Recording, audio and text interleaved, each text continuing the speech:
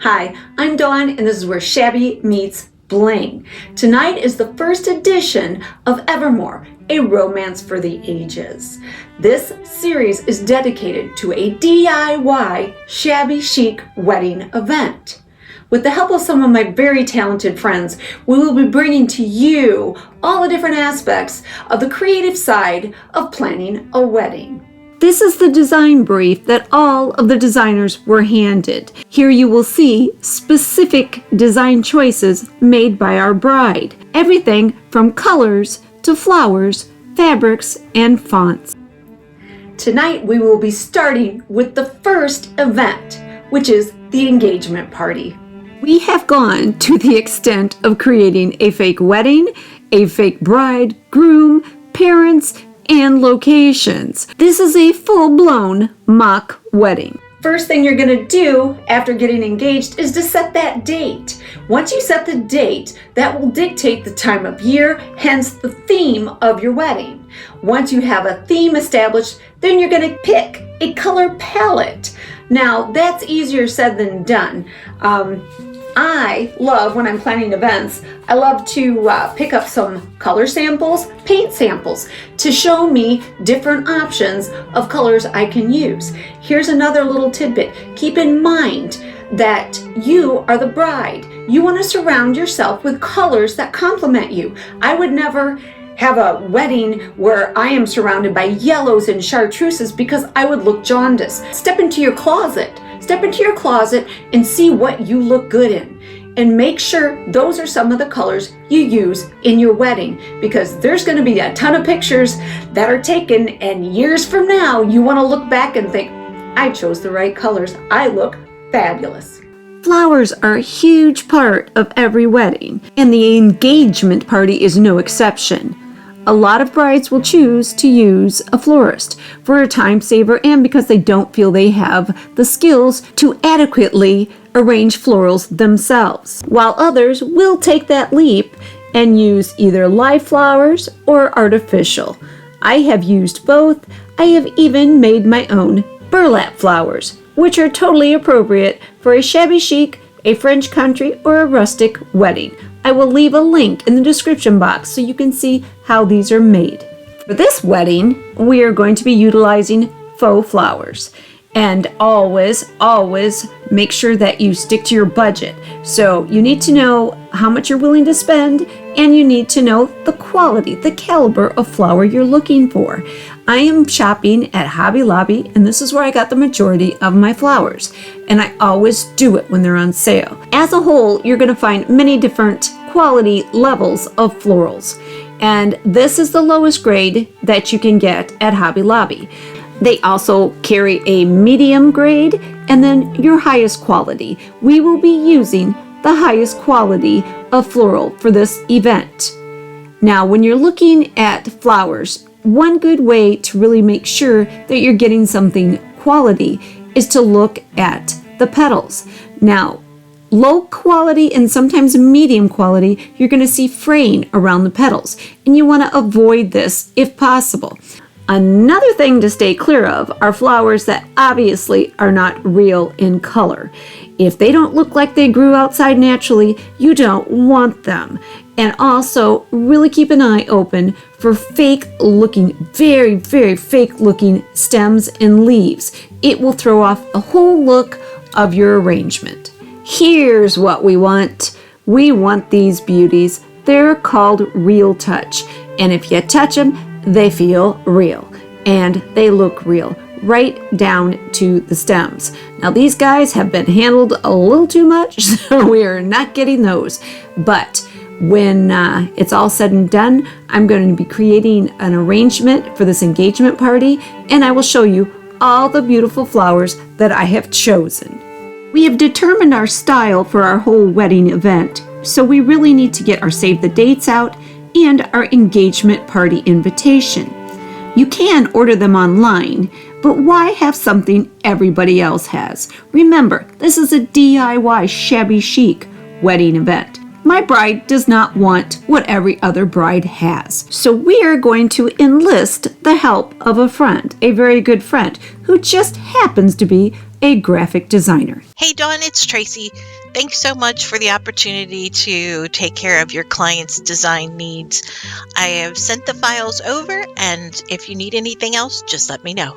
Tracy, these are absolutely amazing. I can't wait to show the bride.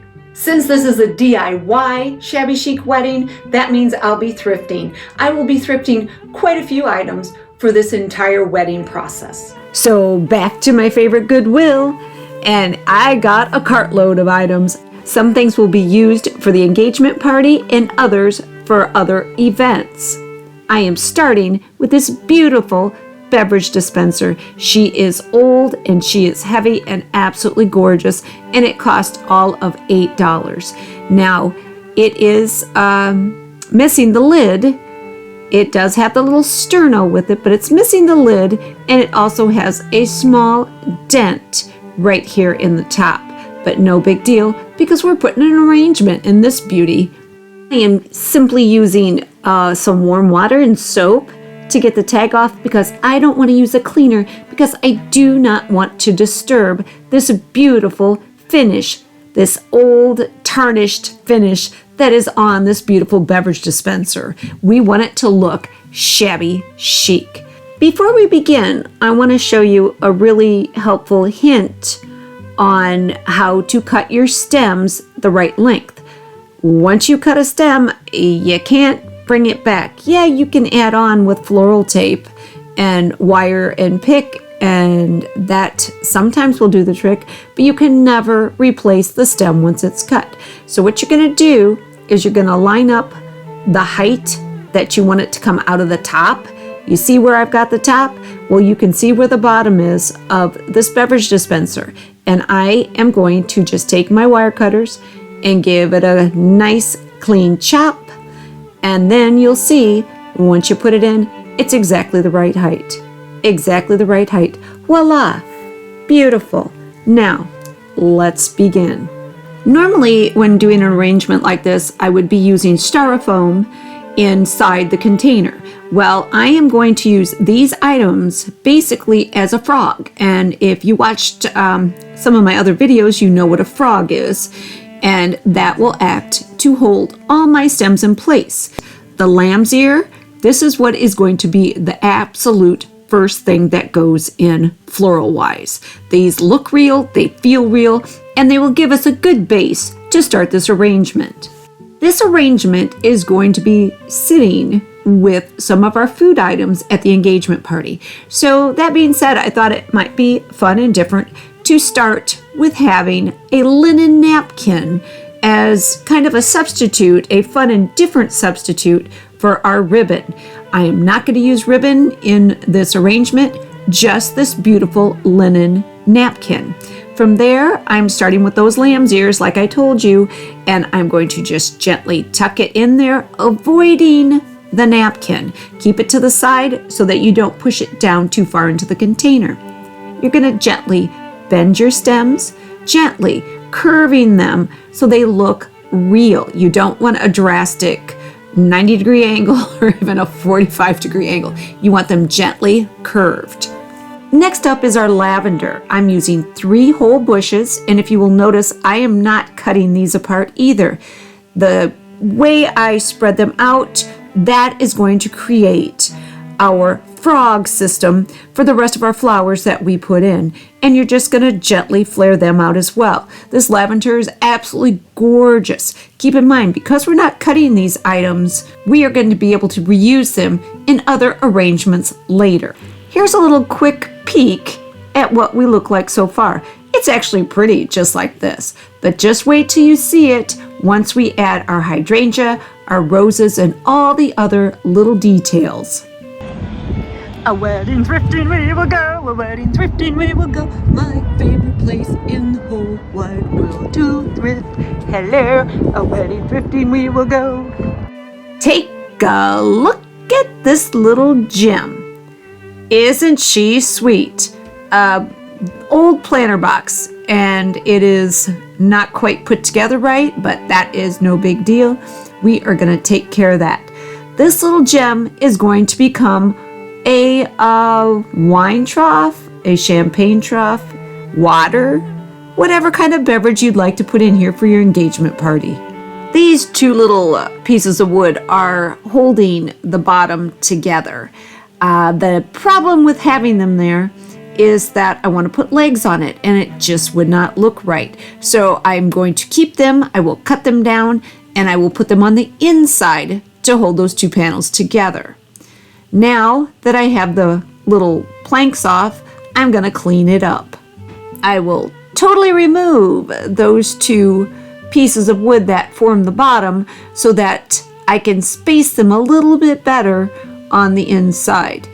And I am also removing all of the staples that are kind of haphazardly holding it to begin with. So they've got to go. I will also be removing all of the staples out of those two little pieces of wood that I removed previously, and then I'm going to cut them down. I will be adding some details to this little wine trough. That's what I'm going to call it. I'm going to call it a wine trough. These little legs, these feet, I picked up at you could kind of say a junk shop, kind of antique-y, and I paid $5 for the 4 of them. Now, these two little pieces came off of an old dresser that I found alongside the road. There were some decent parts to it, so I picked it up, threw it in the back of my Jeep, and came home and disassembled it for the parts that were worthy. This is how it's going to go together. Before these items can be added, they must be prepped. So I am cutting off the little dowels from the previous life of these feet, and I'm sanding all 6 pieces down nice and smooth so they will take paint. They need to take paint. Because of the nature of this wood box planter, it's a little rustic, it's a little shabby. So we are going to make it a little more chic. I picked up these little items, these little wood cutouts at my favorite place, and they were only 2 and some change each. I picked up every darn one they had, and I am going to use this beautiful urn right smack dab in the middle of our trough, our little wine trough. I measure twice, and I marked it once to make sure I was smack dab in the middle, because if the thing is not centered, it's gonna look silly, and we do not want silly. There is no such thing as shabby chic silly. We just want shabby chic. So I mark it, and then I will glue it, and I will clamp it into place. Now for the first coat of paint. I am going to paint everything individually, the box with the little urn on it, and then the feet and those 2 little extra pieces separately, so I can get them really well before I put the feet and those little flourishes on the bottom. I am using a coffee house paint. It is like one of my favorites. It's a satin house paint, and I have used this before. I've used this in another item that I made for events. I'll leave the link to that video in the description box below. I have reassembled my box so the bottom is intact. Before I give this its final coat and add my legs and flourishes, I'm giving all my little new staple holes a little bit of quick wood, so that way this thing doesn't look too shabby. I will be adding these thrifted handles as well, so that it looks nice and is easier to move around. Let's talk wedding cake. This is something you need to really plan in advance for, and I figured, why not use the dessert at the engagement party as a sampling, a wedding cake sampling. You will have your closest family and friends there, and they can weigh in on your decisions. You can not only choose different flavors of cakes, but even maybe a couple different bakers, if you're uncertain on whom you would like to give that order to. Which reminds me, we are going to need signage for our engagement party. Sign number 1 will be for the bar area. Sign number 2 will be for the food area, the dining space. And finally, sign number 3 will be for the dessert area, for the cake tasting space. Hi Dee, it's Monica. I just wanted to let you know that I completed the signs for the engagement party, and I've sent them to you. If you need anything else, let me know. Thank you so much, Monica, for all your hard work. These are beautiful. I can't wait to show the bride. I have just arrived at Aurelio's Bake Shop. This is the cutest little place, and it's local. My suggestion to you, if you are going to have a baker bake your wedding cake, go local. Find someone you know, you trust, and you know the quality is good. And this is what I'm here for. And I'm going to talk to the man himself. There he is. That's Aurelio. Hey, how are you today? How are you? I am good. I'm going to take a look at some of your fun stuff. And before we get going, you guys have to see this.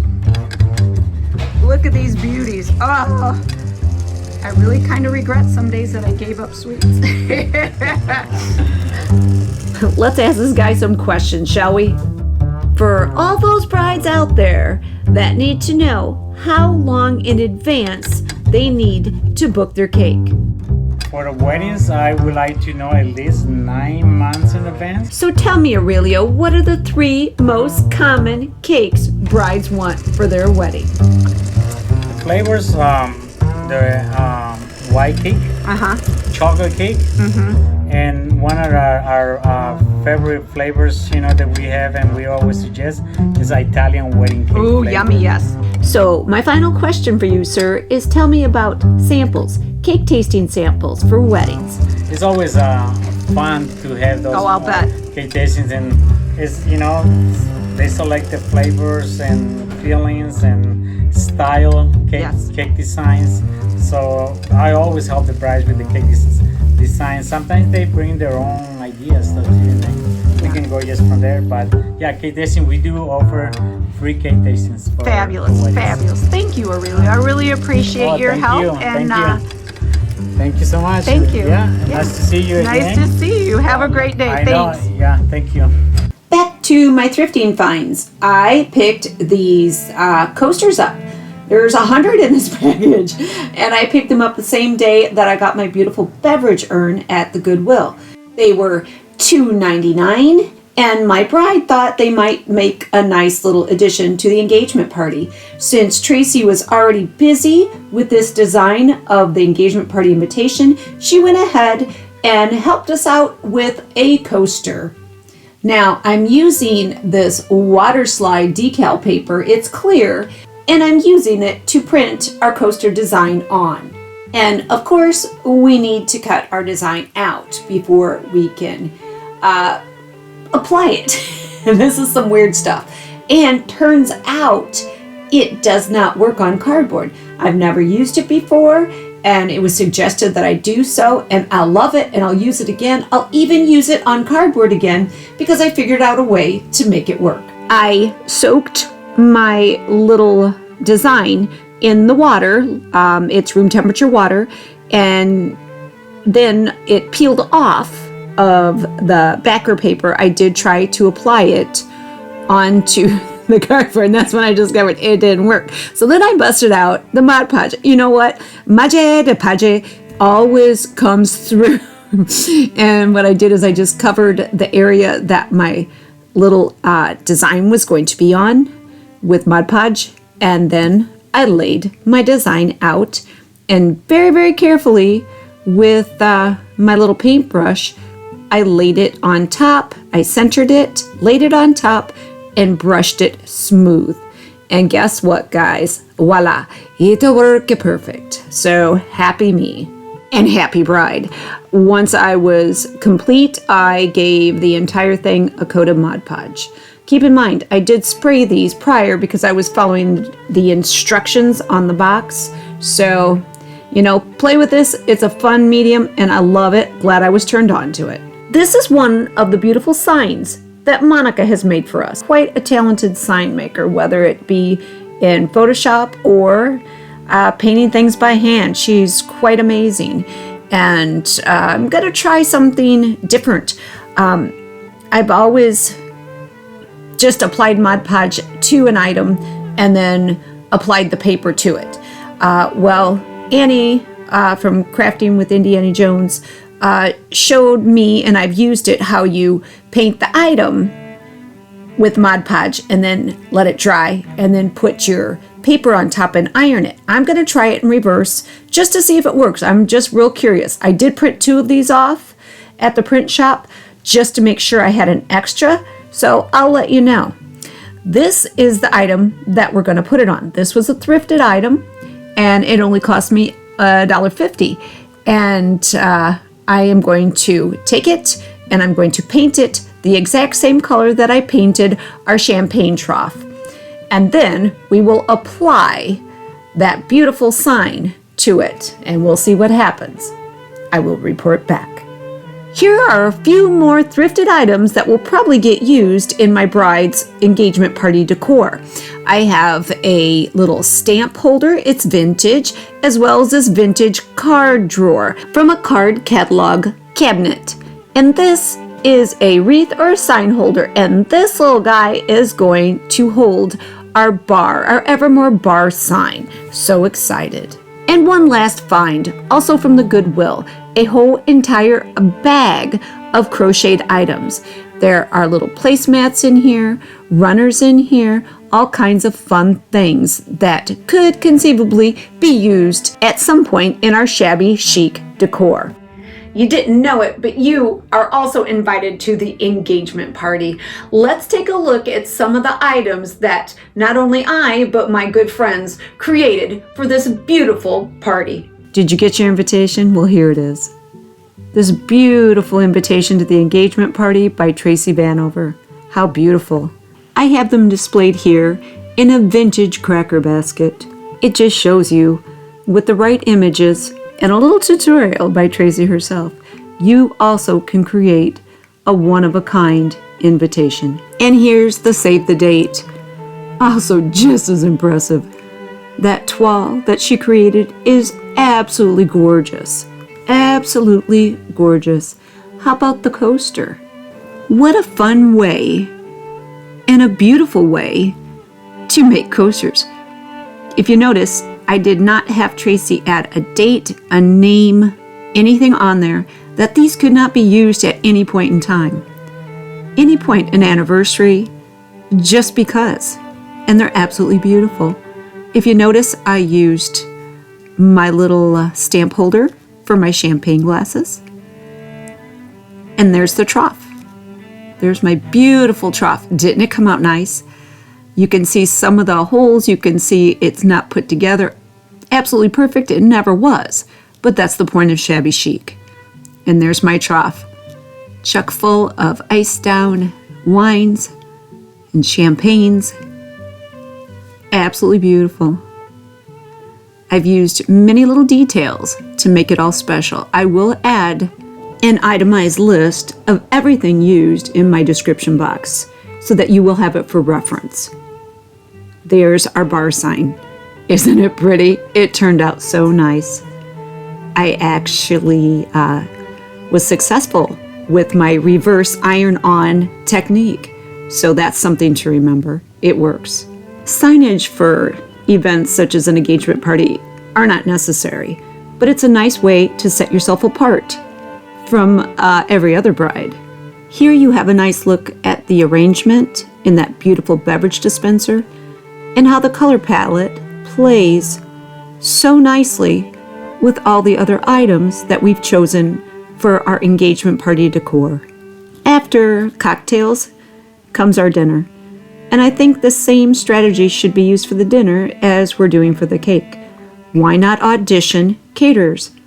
Get samples, a sample menu of what you might like to serve at your reception, and have it brought to your house, have it delivered. Choose a couple of different caterers and their specialties and serve it buffet style. And serve it on beautiful, thrifted plates. The dinnerware was all thrifted. The entire set, which you don't even see here, was $14. It is possible, if you enlist your family and your friends who have some skills, to create a very budget-friendly, absolutely gorgeous and enviable bridal experience from the engagement party all the way to the reception. Those beautiful little pink mercury glass candle holders were thrifted. By thrifting, you can create a look that no one else has. And that's what a lot of people want. That's what I want. I don't want what everyone else has. Create your own style. Dinner's over. How about some cake samples? Yet another beautiful sign from Monica. Now these signs you could frame. You could do as I did with the bar sign and use Mod Podge to apply it on something. But I've chosen to use those pretty little picture corners to hang it on my DIY reader board. Our bride has chosen 4 different cakes for her guests to sample, and we'll see which ones make it to the wedding. You can see I've also used different plates to serve our fabulous samples on, also thrifted. As this series continues and we go from event to event, you will see some of these design items repeated. We will be using them again. That is the point of being budget friendly. Flowers that have not been cut, full pieces of fabric, and so on. I hope you've enjoyed this video. It was a true collaboration of creative minds coming together for one specific event. Bridal Fair 2024 has just begun. This is the first edition, and we hope that you will join us for future episodes as we will be covering not only prep for the wedding, but the wedding itself, reception. We might even throw in a shower. You can follow us all on Instagram and check out my shop on Etsy. If you enjoyed this video, give it a like, leave a comment, let us know what you think. We love hearing from you. You can subscribe to show your support of this channel and ring the bell for notifications of all upcoming videos. But for now, this is Dawn with Shabby Meets Bling. Thank you so much for watching, and we will see you next time.